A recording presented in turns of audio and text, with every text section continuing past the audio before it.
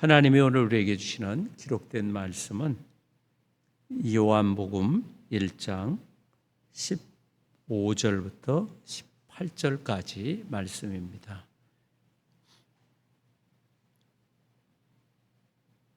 요한복음에서는 1장 1절부터 18절까지의 말씀이 매우 중요합니다.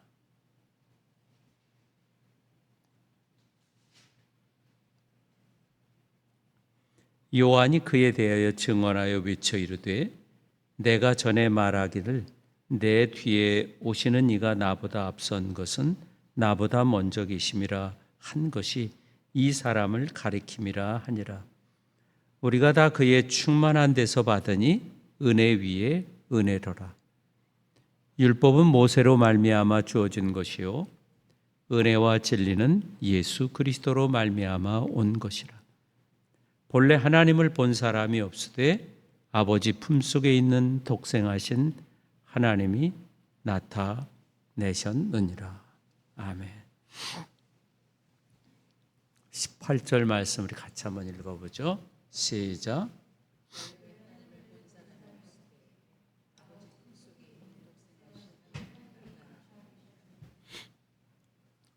첫 번째로는 지금까지 하나님을 본 사람은 없다는 거죠. 본래 하나님을 본 사람은 없다. 일찍이 하나님을 본 사람은 아무도 없습니다. 유대인들도 그렇고 우리 기독교인들도 하나님은 사람의 눈에 보이지 않기 때문에 하나님을 볼 수가 없습니다. 그래서 성경은 이것을 아주 잘라서 말하죠. 출애굽기 33장 18절과 20절에 모세가 이르되 원하건대 주의 영광을 내게 보이소서. 하나님께서 내가 내 얼굴을 보지 못하리니 나를 보고 살 자가 없음이라. 구약 성경에 등장하는 모든 사람들은 하나님을 직접 보지 못했습니다. 예언자나 또는 모세도 마찬가지죠. 그래서 모세는 하나님이 지나가실 때 바위 뒤에 숨어야 했던 거죠. 하나님은 모세를 비롯한 모든 사람에게 보이지 않는 분입니다. 그래서 오늘 성경 말씀은 예수님 없이도 하나님을 알 수 있다는 모든 주장을 거부하는 겁니다. 하나님을 안다고 주장하는 어떤 신비주의자들도 하나님을 직접 보지 못한 것이죠. 그래서 하나님의 유일한 계시는 예수 그리스도 안에 있고 예수님의 그 말씀 속에서만 하나님을 우리는 알 수가 있다. 아무도 하나님을 볼 수가 없는 것입니다. 이것은 진실하고 또 이 세상이 존속하는 날까지 종말이 올 때까지 하나님을 볼 수가 없습니다. 그런데 놀라운 일이 일어났는데 이 하나님이 스스로 자신을 이 세상 가운데 자기를 드러내신 것입니다. 1장 18절 다시 한번 읽어보죠. 시작. 본래 하나님을 본 사람이 없으되 아버지 품속에 있는 독생하신 하나님이 하나님을 볼 수가 없는데 하나님 스스로 자기 자신을 이 세상에 나타내셨다는 겁니다. 아버지의 품 안에 있던 그 외아들, 독생자이신 하나님이 이 세상에 하나님을 나타나셨다는 겁니다. 하나님은 오직 자기의 독생자 안에서 자기를 계시하셨습니다. 바로 이 독생자가 하나님입니다. 이러한 주장이 요한복음은 계속해서 여러분들이 어제도 묵상한 내용에도 나오는데 유대인들에게 반발을 일으키는 거죠.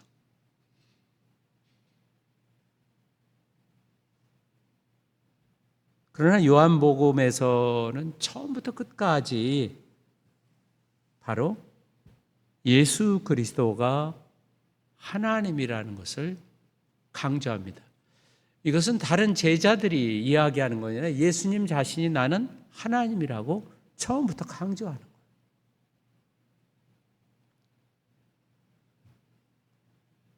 그리스도 안에 나타난 그 계시라고 하는 것은 하나님이 자기를 나타내는 것을 계시라고 얘기를 하잖아요.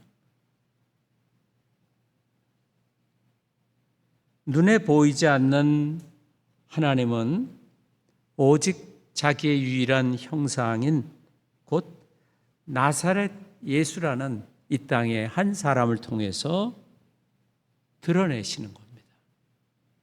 오직 그분을 통해서 그분 안에서만.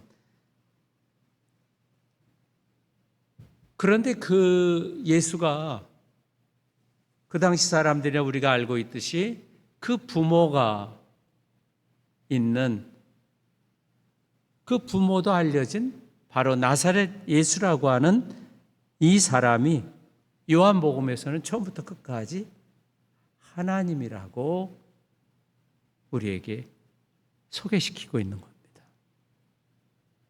그분이 바로 이 세상을 창조하기 전에 아버지 품속에 계셨던 독생자, 외아들이라는 거죠. 아버지와 사랑을 나누는 아들이 이 세상에 오신 것입니다. 그래서 예수님은 하늘에서 내려온 인자다.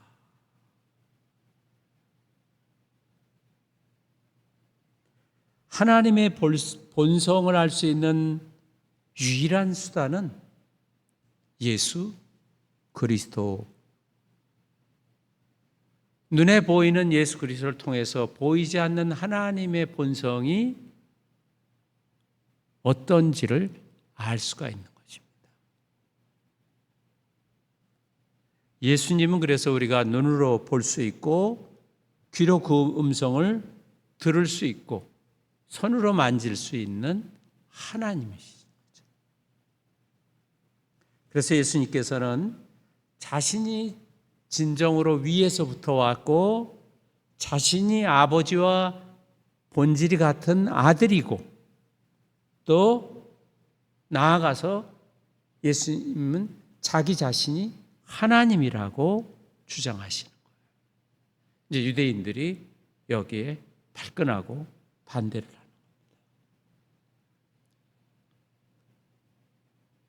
요한복음 6장 46절에는 아버지를 본 자가 있다는 것이 아니니라 오직 아버지에게서 온 자만 아버지를 보았느니라.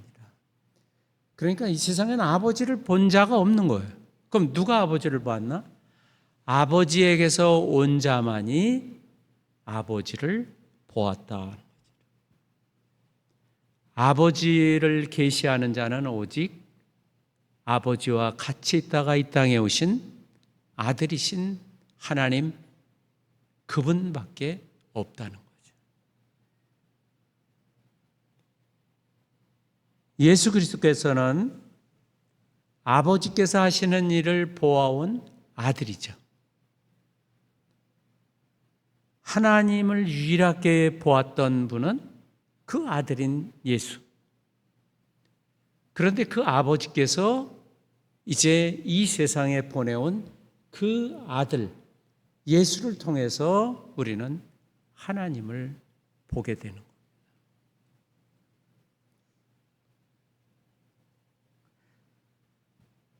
예수님의 기원은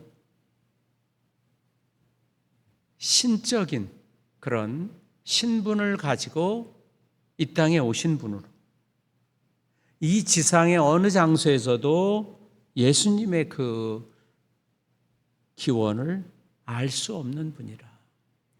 요한복음에서는 예수님의 인성이 예수님을 주장하는 것이 아니고 예수님의 신성이 신적인 기원이 바로 예수님 자신을 알려주는 것이라는 강조합니다.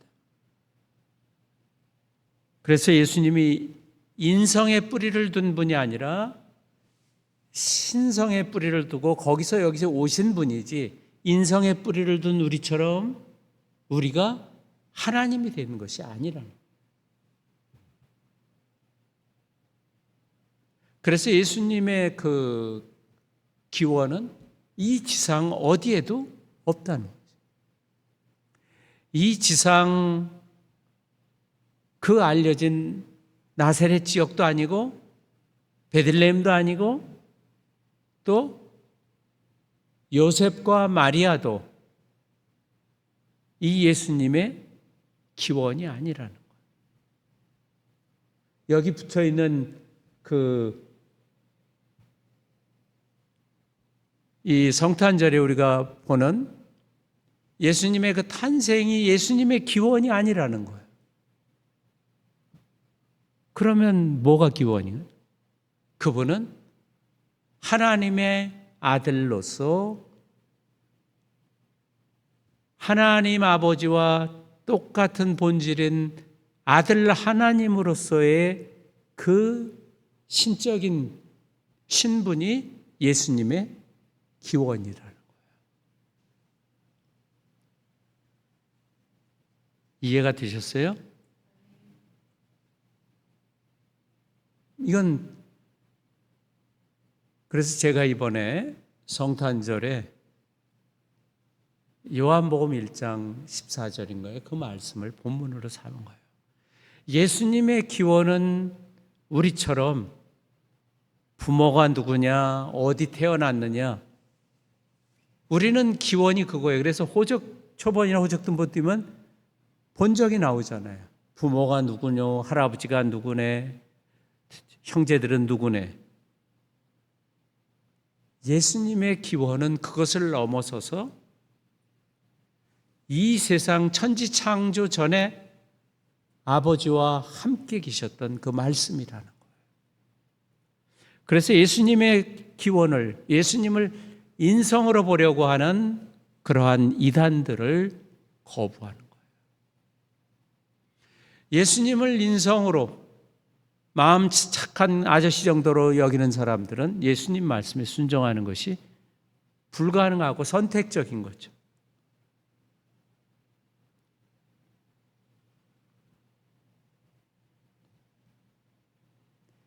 요한복음 14장 8절에서는 빌립의 불안한 가운데 예수님에게 이야기합니다. 하나님을 보여주소서. 하나님을 보여주소서. 그럼 내가 아주 만족하겠습니다. 어떻게 보면 이 불안감을 해소하기 위한 빌립의 예수님에 대한 요청이 그리스도인들 중에서도 이런 요청들을 가지고 있을 수도 있을 것입니다. 그러나 예수님은 잘라서 말합니다. 빌립아, 내가 이렇게 오래 너희와 함께 있을 때 네가 나를 알지 못하느냐? 나를 본 자는 아버지를 보았거늘 어찌하여 아버지를 보이라 하느냐? 하나님의 아들을 본 사람은 그 아버지를 본 것이다. 우리는 예수님이 하나님의 아들이라고 할 때 자꾸 우리가 생각할 때는 이런 생각이 많은 거예요. 우리는 이 세상 사고에서는 아버지와 아들이 있을 때 아버지가 먼저 있고 아버지로부터 아들을 낳은 것처럼 그렇게 여길 수밖에 없죠. 우리는 그거 외에는 아버지와 아들이라는 존재를 정의할 수가 없기 때문에. 그러나 성경에서의 그 아버지의 아들이라는 것은 하나님과 그 아들과 아버지가 본질이 똑같은 하나님이라는 것을 표현하는 용어예요. 근데 그것을 하나님이 있고 아들이 없었을 때도 있다. 그럼 가만히 생각하면 아버지가 있고 아버지만 있고 아들이 없잖아요. 우리 아버지가 결혼했을 때 우리는 없었잖아요. 저는.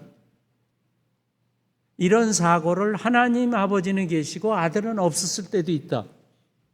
그게 다 이단으로 정죄된 거예요. 300년대에 터키에서. 그 사고는 우리가 가지고 있는 내 중심적인 사고지 성경에서 가르쳐주는 사고는 아니에요. 성경에서는 그런 이야기를 한 적이 한 번도 없어요.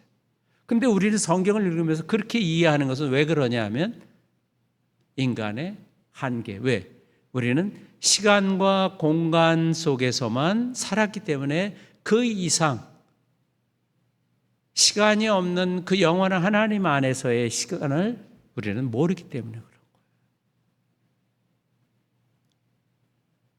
그래서 예수님을 보는 자는 아버지를 보는 것입니다.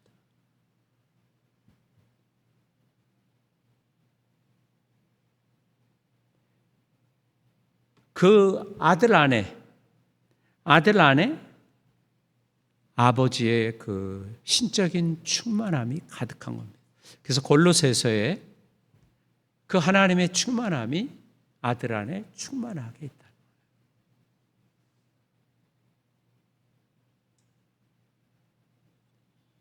보이지 않는 하나님이 예수님 안에서 예수님을 통해서 새롭고 다르게 드러나는 겁니다. 여러분 잘 기억하세요? 성경은 보이지 않는 그 구약 성경에 쭉 나온 그 하나님이 그 예수님을 통해서 새롭게 나타나는데 다르게 나타나는 거예요. 그리고 선지자들이 이야기한 것보다도 율법을 통해 말씀한 것보다 더 풍성한 하나님의 뜻을 계시하는 거예요. 그래서 우리는 유대교가 아니라 기독교인 거예요. 예수님을 하나님으로 고백한다는 거예요.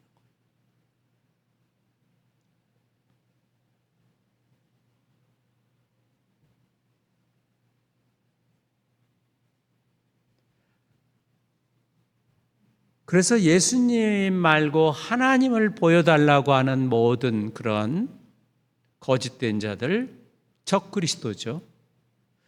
예수님을 통해서 하나님을 본 것을 만족하지 못하는 적그리스도들이나 또는 그 미혹된 자들에 대해서 요한복음은 강하게 심판하는 것입니다. 그래서 어떤 그리스도인들도 하나님을 보여달라고 고백하거나 기도하지 않는 거죠. 왜? 예수님을 통해서 하나님의 그 본질을 알았기 때문에. 그래서 예수님이 하나님과 동등하신 분이다. 아버지와 아들이 본질에서 하나이고 또 아들 안에서 아버지를 우리는 보는 것입니다.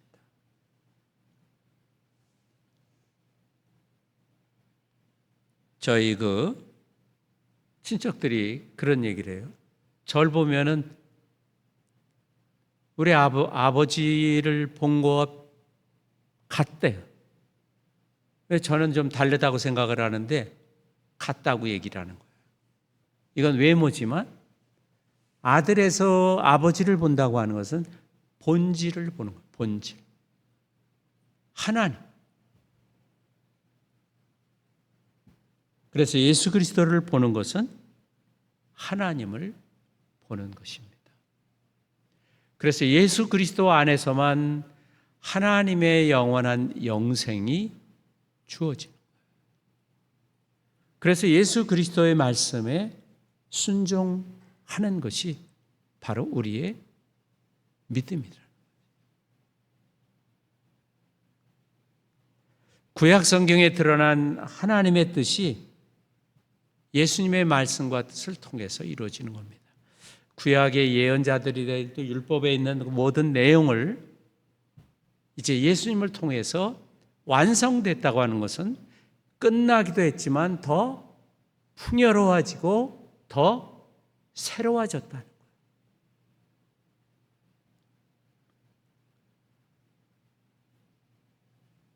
그래서 구약 성경에 나오는 율법이라든지 또는 예언자들의 그 말씀에 쓰여 있는 하나님의 뜻을 예수님이 풀이해 주신 대로 우리는 이해하는 거예요. 이렇게 믿고. 그래서 예수님의 말씀이 곧 하나님의 말씀이라. 성경에서 다 같은 하나님의 말씀이지만 예수님의 말씀이 더 가치가 귀한 거죠. 그렇다고 해서 구약 성경을 하나님의 말씀이 아니라고 그렇게 또 주장하면 그건 큰 오해인 거죠. 이렇게 하나님이 자신을 이 세상에 드러내심으로써 이제 새로운 시대가 시작이 된 겁니다. 16, 17절 천천히 우리 같이 한번 읽어보겠습니다. 16, 17절 시작. 우리가 다 그의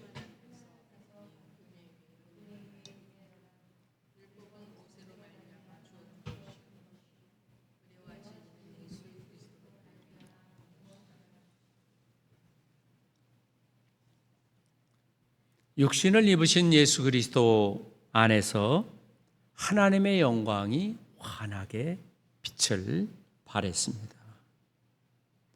그 영광은 아버지의 독생하신 아들로서의 하나님의 영원한 말씀의 영광입니다. 이 영광은 순전히 은혜와 진리로 나타납니다.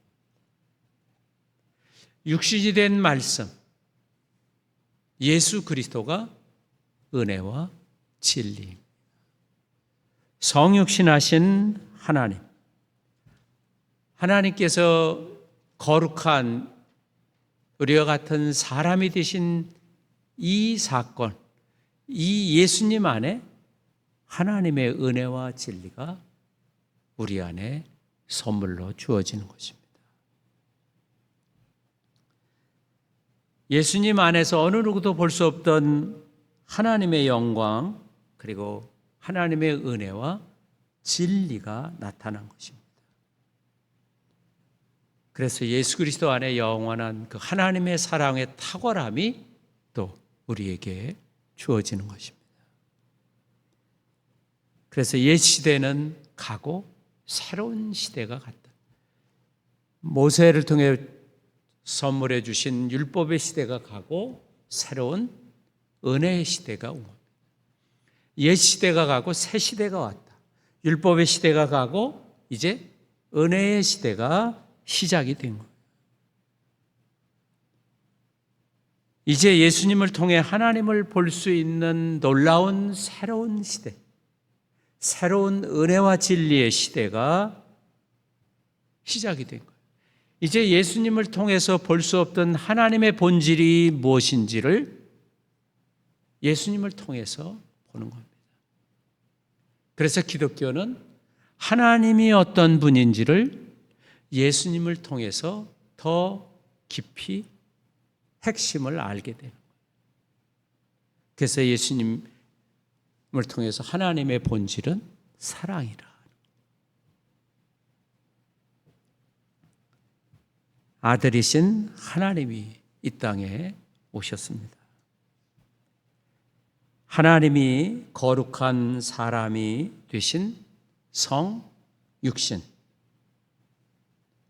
새로운 은혜의 시대, 새로운 진리의 시대가 시작된 것입니다. 그래서 우리는 은혜 위에 은혜라고 하는 말로 표현할 수 없는 그러한 놀라운 선물을 받은 시대에 살아가고 있는 것입니다. 성육신하신 예수 그리스도가 참 하나님이십니다. 하나님께서 성육신하신 예수님으로 새로운 은혜의 시대가 시작되어서 이제 예수님께 온전히 순종하는 그러한 기쁨을 경험하게 되는 것입니다. 예수님을 통해서 하나님이 주시는 그러한 풍성한 풍요로움이 여러분 삶 가운데 가득하기를 기원합니다. 기도하겠습니다. 들은 말씀을 붙들고 같이 기도합니다.